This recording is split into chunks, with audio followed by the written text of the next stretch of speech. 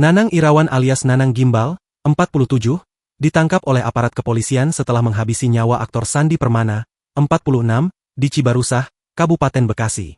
Direktur Reserse Kriminal Umum Polda Metro Jaya Kombes Wira Satya Triputra menjelaskan, motif pembunuhan bermula dari perasaan sakit hati Nanang yang merasa direndahkan oleh Sandi. Pelaku atau tersangka sakit hati karena merasa direndahkan oleh korban dengan cara melihat ke arah tersangka secara sinis dan korban meludah ke arah tersangka. Ungkap Wira dalam jumpa pers di Polda Metro Jaya, Kamis, 16 Januari 2025. Tak terima perlakuan Sandi, niat jahat Nanang muncul.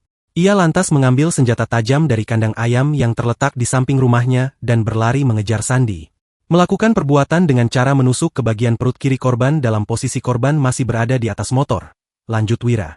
Sandi sempat memberikan perlawanan. Namun, Nanang kembali menusuk Sandi beberapa kali.